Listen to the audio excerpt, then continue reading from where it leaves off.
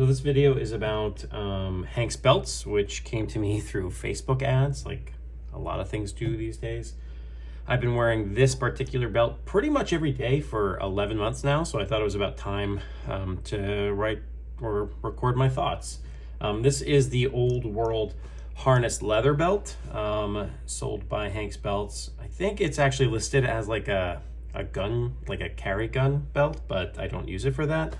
And honestly, this has become my favorite belt. I even wear it to work.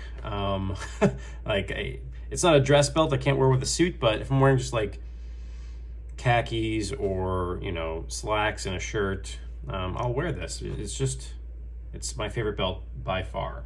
So I'll go through the pluses, the minuses, the price, and the fit. But really, the TLDR is my favorite belt. I love it. I will buy probably at least one or two more of these now that I know how well it's holding up. So start with the pluses. Obviously, super high quality. Their whole thing is that they use like ridiculously thick leather and high quality leather, and it just comes through, period. Some other features of this belt make it higher quality than my other belts, and we'll get into that in a second.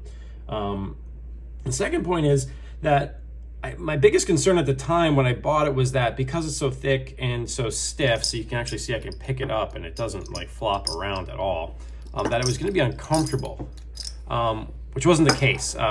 It is super comfortable to wear despite its thickness and stiffness, and I love it. And actually the stiffness resulted in an added benefit that I didn't really think about. But if you pick up so this is a Carhartt belt that I own, and it's very flimsy. It basically matches the structure of the fabric that it's in, so when you're wearing your pants.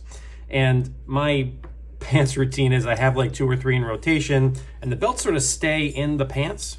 And what I noticed is that it's way easier to get into my jeans when I'm wearing this belt on them, because it creates basically like a hoop that I step into.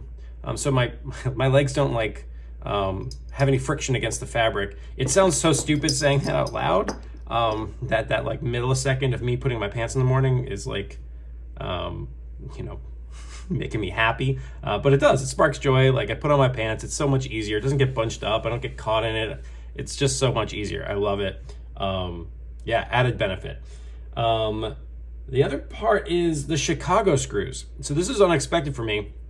I didn't really realize that this was on there, but usually, so if you look at the Carhartt belt, you'll see that the buckle and the belt loop here is sewn in, right?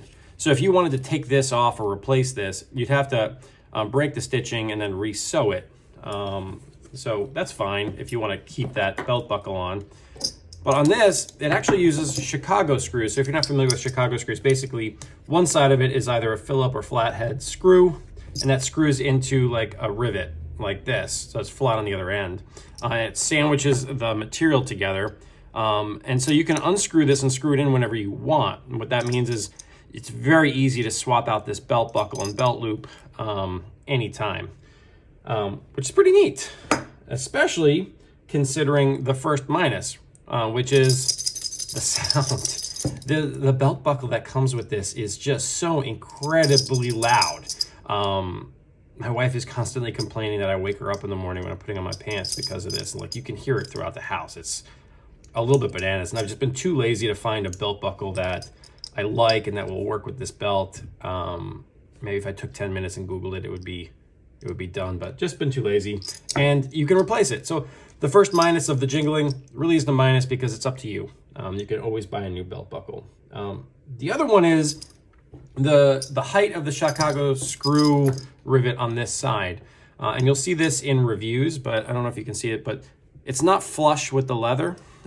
So when you're putting on your belt in the morning, you put this through, it gets stuck. It gets stuck right there. And when the belt is new, it is quite annoying because it does get stuck and you have to push it through. But over time, you can see that because this is one solid, thick piece of leather, it actually wears down quite well, and it hasn't impacted the stitching at all.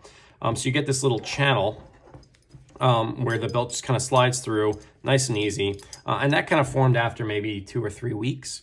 So it's not too long that you have to deal with it. But that said, I mean, that is probably my one complaint about the belt, is that, you know, while this wore down really nicely, it'd be nice if it didn't wear down at all, because they just kind of like punched a little, 1 millimeter deep recess in the belt leather so that this would sit more flush and the belt would like glide over it.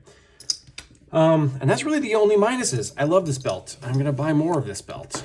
The price is steep, right? So this is a really high quality belt. I anticipate this to last a lot more than the 2 years I get out of belts like these. I wear it every single day. And I think the list price was, when I bought it, $150. I waited for a sale and got it for $125, and it hurt at the time. But I don't regret it. It's a really high quality belt that I'll have for a really long time, and I don't mind it at all. Fit wise, I did exactly what the instructions said on the website. I am a size 36 waist. I bought a size 40, and you can see where I put the belt loop, dead center. So follow the instructions on the website and it'll fit. Eat a couple extra bowls of Cinnamon Toast Crunch, you'll be 1 loop more. Take a day off, you'll be 1 loop lower, and that's that. Buy some Hanks belts, they're great.